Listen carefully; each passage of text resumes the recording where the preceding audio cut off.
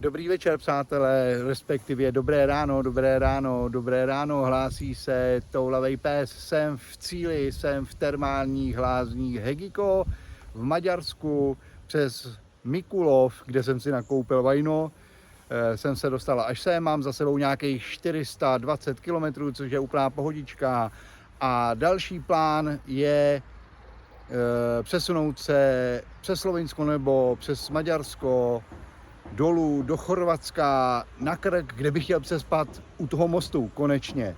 Poprvé v téhle sezóně jsem v kempu, takže mám veškerý zázemí, takže úplná pohodička. Vy si užijte večer, já jdu vařit a ubytovat se a takový ty základní věci, které musím vždycky udělat, než zajde sluníčko, protože dneska tady sluníčko zapadá v 6 hodin a 47 minut. Tak zítra, ahoj.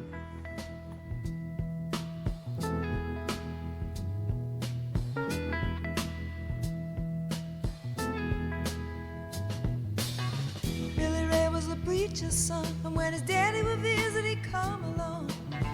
When they gathered around and started talking, Cousin Billy would take me walking. Out through the backyard we go walking. Then he looked into my eyes. Lord knows to my surprise, the only one who could ever reach me was the son of a preacher man. The only boy who could ever teach me was the son of a preacher man. Yes, he was. He was. Yes, he was.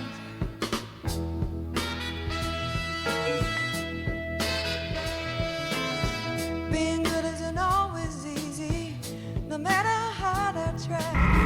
When he started sweet talking to me, he come and tell me everything is alright.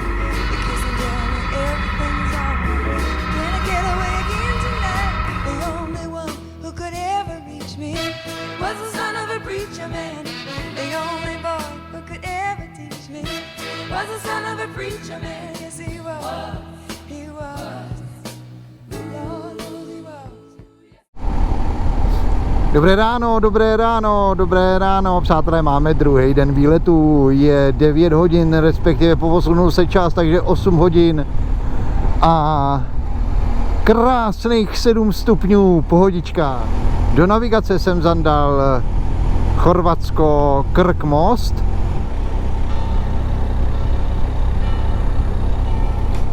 A uvidíme, kam nás to dneska zavede. Sluníčko krásně vylezlo a já se toulám teď po maďarských silnicích, vidíte to?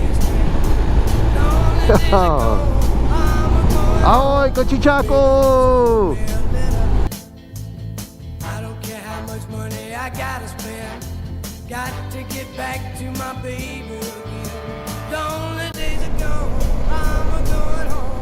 Tak přátelé, je 10 hodin upraveného času a já se přesouvám do Slovinska. Přátelé, toulavej pes! Jsme ve Slovinsku! Pokračujeme dál! Výrazně se změnila krajina. Přátelé, toulavej pes se hlásí a já už jsem ve Slovinsku. Než jste se vyspinkali, tak já jsem se přehoupnul z Maďarska do Slovinska a pokračujeme směr Chorvatsko. Mám kávu, dal jsem si párek v rohlíku a odpočívám. Převlík jsem se z teplého oblečení, protože jsem začal hořet, mám teplé oblečení do minus 20 a je tak plus 19. Takže je úplně bombastický den. Já jsem zase letně oblečený a pokračuju dál. Teplota se vyhoupla na 20 stupňů. Já jsem se teď zastavil na čerpací stanici MOL, kde jsem ze sebe slíknul zimní termoprádlo, který je do minus 20. Obliknul jsem na sebe první vrstvu letního oblečení od Klimu, aby jsme ho vyzkoušeli. A pokračuju dál. Navigace mě pomalinku točí Slovinském směr Chorvatsko. Myslím si, že dneska až na Krk nedojedeme, rozpůlíme to a dojedeme tam zítra, protože se přece nebudeme honit. Nemáme vůbec žádný cíl, takže nepotřebujeme se někam přesunout, takže se můžeme úplně přesně po mém stylu toulat po světě slovinským. Já se vymotám z tohohle městečka a pokračujeme dál vesničkama slovinskýma.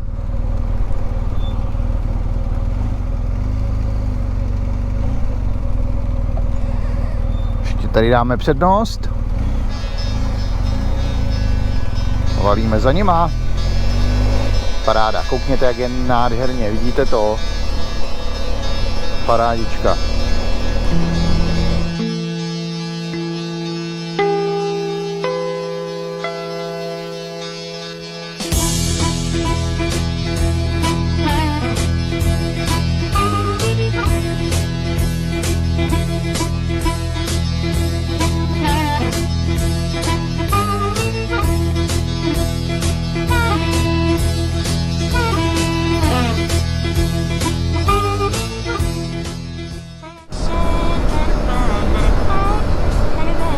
Podzim ve Slovinsku je úplně nádherný.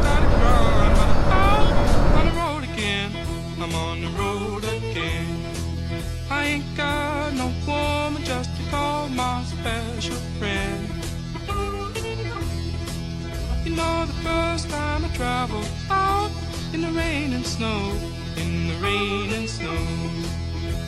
the first time I traveled out in the rain and snow, in the rain and snow.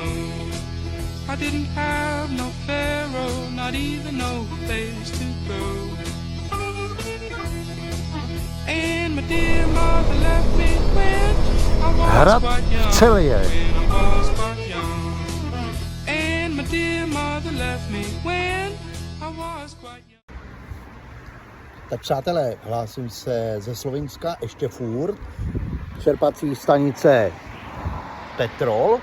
A dneska určitě Krk nedobydeme. Našel jsem zhruba za hodinku spaní někde v lese, takže se ozvu, kde budu dneska kempit. Jo? A ten Krk až zítra. Tak jo, děkuju. Právě jsme projeli městem Laško, viděli jsme pivovar Laško, ale nenatočil jsem to, protože GoPro si žije vlastním životem a zrovna nešlo. Ale koukněte tady vlevo, vyvrácený, celou dobu jedu kolem téhle řeky, vyvrácený stromy, tráva pomačkaná, všude hadry, igelity. To já mám pocit, že tady musel projet nějaký ty záplavy, jak byly před měsícem, 2, 3, nevím. Ale je to brutalita, ty stromy vyvrácený, je to až děsivý. Já teď musím odbočit doprava a pokračujeme. Za hodinku bychom měli najít bydlení někde v lese.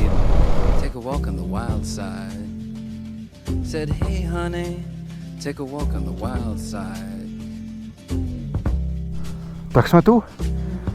Dáme enduro mod. A jdeme něco najít. Musíme opatrně. Přece jenom podzimní počasí. Tady to vypadá dobře. Jo. Tak, já tady zastavím. Ano, je tu trošku mokro. A vymyslíme, kam dáme stan.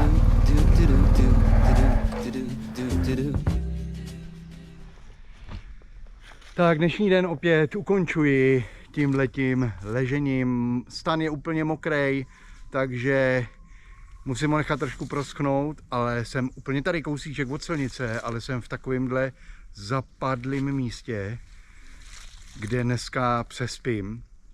Dneska byl bombastický den. Toulal jsem se po Slovinsku, chtěl jsem... Co fousy? Dobrý? Já nevím, jestli to mám furt říkat. Ale mám tam takový malinký fousíčky. Toulal jsem se po Slovinsku, plán byl se přesunout až na Krk, což se absolutně nemůže povést, protože to bylo 540 a když se já takhle toulám, tak jsem rád, že udělám denně 300. Ale zítra dáme ten Krk a přespíme u toho mostu. Asi si budu muset použít stříkání na komáry. Dobijeme zítra ten Krk. Když tam přijedeme dřív, tak se po něm potouláme, Nejhorší je na tom, že vlastně je 3/4 a už zalezlo sluníčko, jak se posunul ten čas, takže toho času na to putování v tomto období není moc, protože pozdě se rozednívá a brzo se stmívá. Ale to nám vůbec nevadí, takže zítra se těšte, budeme pokorovat silničky ve Slovensku, silničky v Chorvatsku a dojedeme, slibuju už na ten krk. Tak přátelé, já se jdu kempit a vy si užijte zbytek tohle videa. Ahoj.